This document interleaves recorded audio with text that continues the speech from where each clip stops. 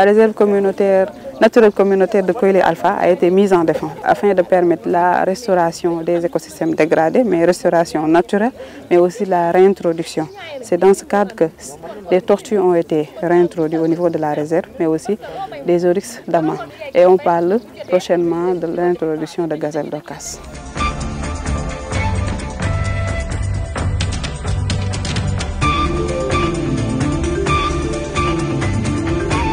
On sait que le ferlo sénégalais, lors des années 72, a subi des perturbations d'ordre anthropique, mais aussi climatique.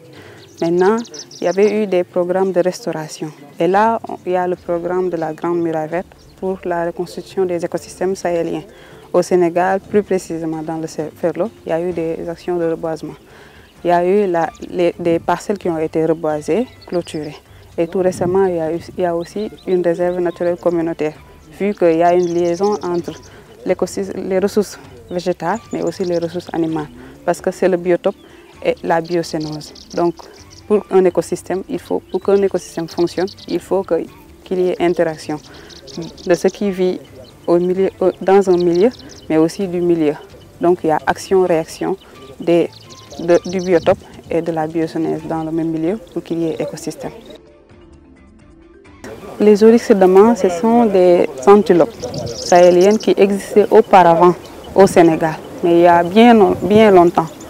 Du coup, après il y a eu réintroduction, après les chasseresses, premièrement au niveau de la réserve de Gumbel, où de là est parti des individus qui ont quitté la réserve de Gumbel pour aller au niveau de la réserve de faune du Ferlo Nord, où ils se sont beaucoup plus développés au niveau de l'enclos de Katané.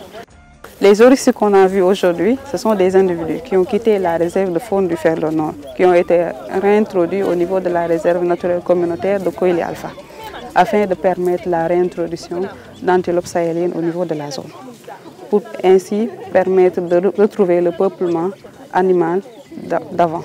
Je peux dire que c'est une note d'espoir, vu qu'il y avait 6 individus qui ont été réintroduits en l'espace de 2 ans, ou bien de moins de 2 ans, il y a eu 4 naissances. Et là, on note la présence d'une femelle encore qui est gestante. Donc, c'est signe d'espoir. On garde les mains croisées en attendant de voir ce qui se passe dans l'avenir.